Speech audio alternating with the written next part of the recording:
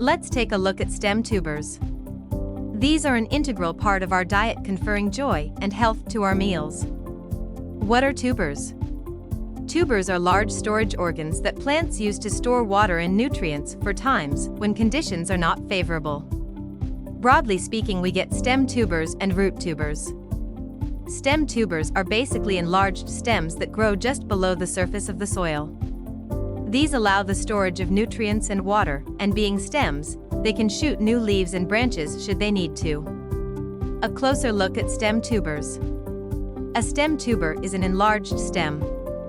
These are often a bit squat and fat and tend to store water, starch, and sometimes sugar. If we look at any stem, it has places where leaves grow out, and next to these places, we have bud nodes that can give rise to a growth shoot. Because it is a stem tuber, these bud nodes are all over the length of the stem and can give rise to a growth shoot with leaves. Example of stem tubers number 1, the potato. A seed potato is in fact just a stem tuber. When you plant a potato, you are really just planting a stem tuber and it shoots. A potato tuber produces small shoots that will then push through the soil and grow. The plant produces energy and uses this to produce more potato tubers underground. As the plant ends its growth cycle, it will produce flowers, and these flowers produce fruit that looks like tomatoes. If you take these fruits, place them in a jar, and allow them to rot, they will then activate the seeds. If you grow the seeds, they will produce plants that will produce potatoes. Note, the potatoes will look nothing like the parent potato stem tuber.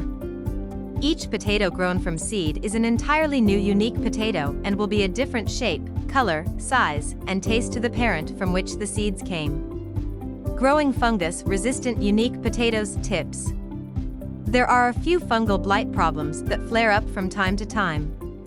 Take any potato plant that has been killed by blight and I make compost with it.